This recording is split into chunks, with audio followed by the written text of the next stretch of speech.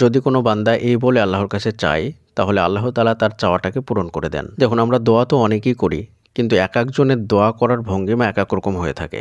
একই জিনিস আপনি একরকমভাবে চাইছেন, আর একজন আর এক রকমভাবে আল্লাহর কাছে চাইবে। যদি আপনি দোয়া করার মতো করতে পারেন, আল্লাহকে ডাকার মতো করে ডাকতে পারেন, তাহলে আল্লাহ তাআলা অবশ্যই আপনার ডাকে সাড়া দেবেন। হাদিসের মধ্যে এসেছে, কোনো বান্দা যদি দোয়া করার সময় আল্লাহকে এই বলে চায়, ইয়া আরহামার রাহিমিন, এটা যদি বলে আল্লাহর কাছে চায়, তাহলে তার নিয়োজিত ফেরেশতা বলেন, নিশ্চয় সর্বাধিক দয়ালু তোমার কথা শুনছেন, সুতরাং তুমি যা চাও তা তোমাকে দেওয়া হবে।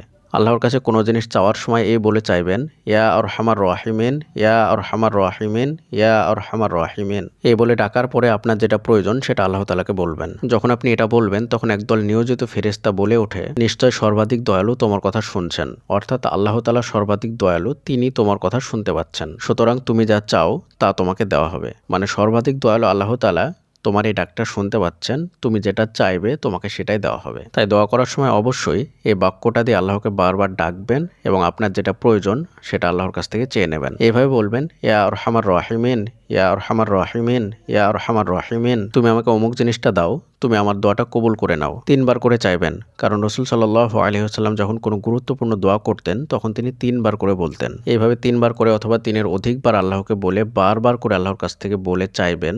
অন্তরের অন্তরস্থল থেকে মন খুলে দোয়া করলে আল্লাহ তাআলা সেই দোয়াকে কখনোই ফেরত দেন না। আল্লাহ তাআলা আমাদের সকলকে সঠিকটা বোঝার এবং সে অনুযায়ী আমল করার তৌফিক দান করুন। আমিন। আসসালামু আলাইকুম ওয়া রাহমাতুল্লাহি ওয়া বারাকাতুহু।